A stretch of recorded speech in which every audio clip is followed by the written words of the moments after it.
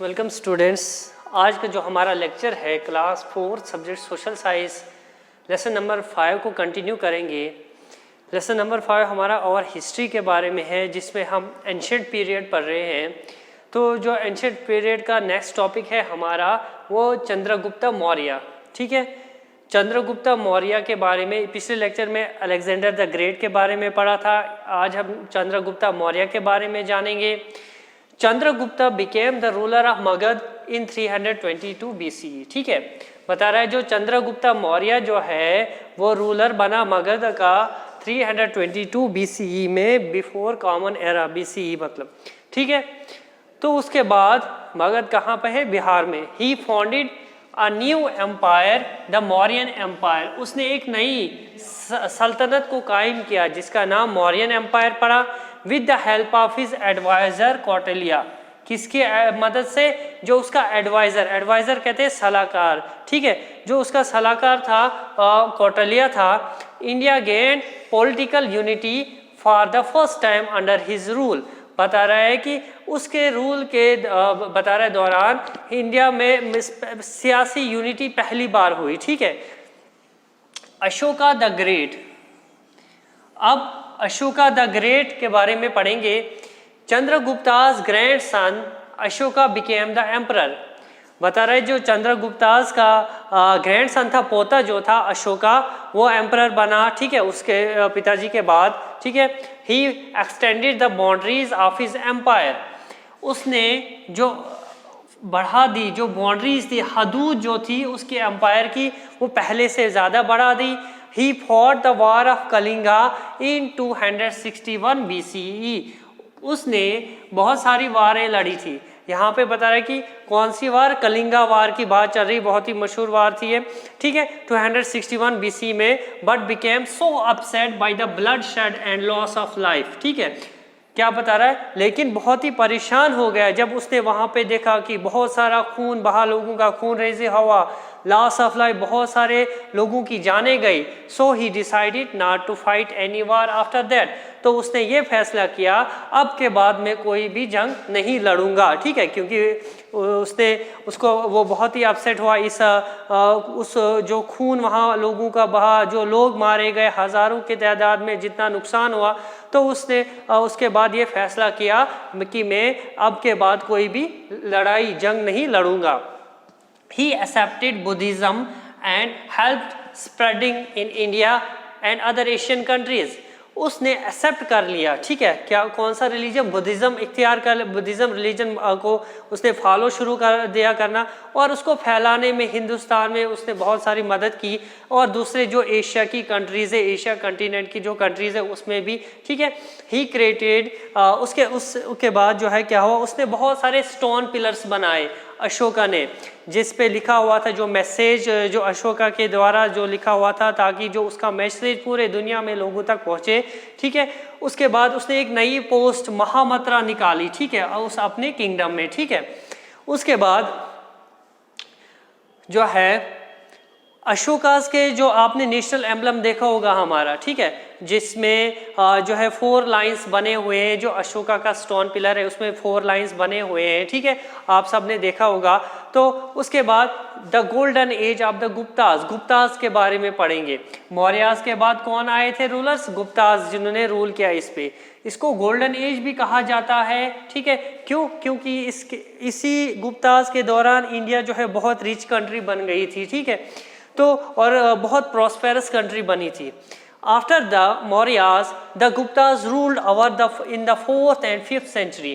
बता रहा है कि मौर्यास के बाद गुप्तास ने यहाँ पे रूल किया 4th और 5th सेंचुरी मीन्स 4वीं सदी में और 5वीं सदी में। सेंचुरी कहा जाता है सदी।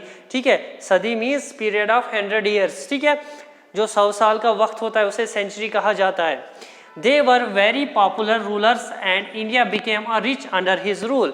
वो बहुत ही पॉपुलर रूलर हुए थे, यहाँ पे मशहूर हुए थे, और India became a rich country. और इंडिया जो है उसके रूल के टाइम एक अमीर मुल्क बन गया था।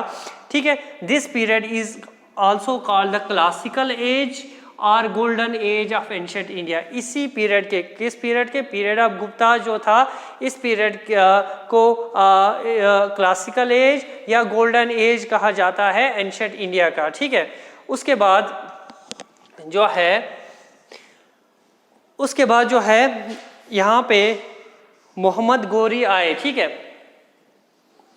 मेडिवल इंडिया के बारे में हम पढ़ेंगे। ठीक है, और इसी के टाइम गुप्ताज पीरियड के टाइम जो है ये कंट्री जो है बहुत ही प्रॉस्पेरस बनी थी, रिच बनी थी, खुशहाल बनी थी। ठीक है, medieval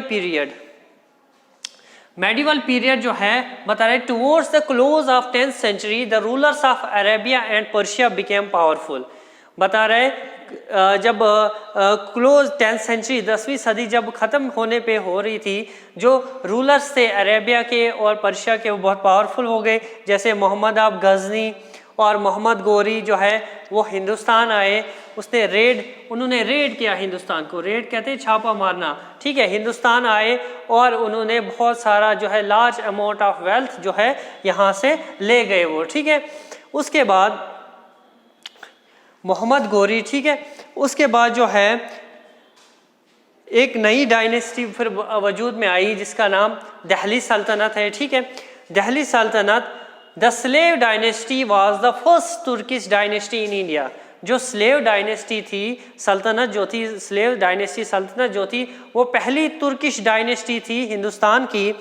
Qutubuddin Aibak became the ruler of North India. जो कुतुबुद्दीन ऐबक था वो रूलर बन गया शुमाली हिंदुस्तान का। ही फाउंडेड द दिल्ली सल्तनत। उसने दिल्ली सल्तनत को कायम किया। किसने? कुतुबुद्दीन ऐबक ने। ठीक है, उसके बाद ही वॉज फॉलोड बाय, उसके बाद जो है इल्तुतमिश आए।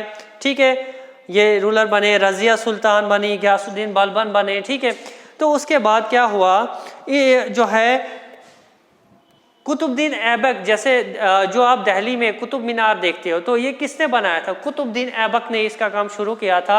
उसके बाद जो है इसके जो आगे जो सक्सेसर्स थे उन्होंने इसको कंप्लीट किया। उसके बाद व्हेन द दिल्ली सल्तनत डिक्लाइन, जब अब इसका डाउनफॉल हुआ, किसका? दिल्ली सल्तनत का। ठीक है, north India was divided into many small kingdoms. जो शुमाली हिंदुस्तान था वो बहुत सारे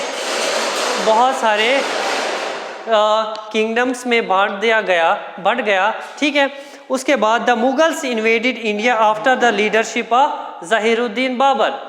क्या बता रहे? जो मुगल्स ने उन्होंने फतेह कर ली हिंदुस्तान पे, किसकी लीडरशिप में? ज़हीरुद्दीन मोहम्मद बाबर जो था। ठीक है, तो कैसे इसने जो है लास्ट जो रूलर था हिंदुस्तान का, ठीक है, इब्राहिम लोदी, उसके साथ एक जंग लड़ी 1526 में।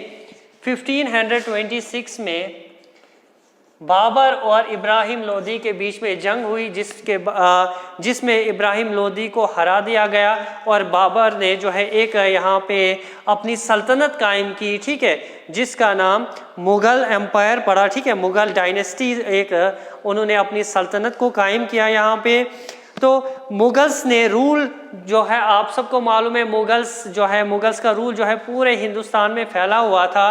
तो क्या बता रहे हैं, मुगल्स का जो रूल था काबुल से लेके आसाम तक और कश्मीर से लेके तंजौर तक, तमिलनाडु तक फैला हुआ था। मीन्स इनके अंडर था, मुगल्स के अंडर। तो अगले लेक्चर में हम मुगल्स के बारे में पढ़ेंगे, मुग़ल एम्पायर के बारे में पढ़ेंगे। ठीक है, तो तब तक के लिए बाय।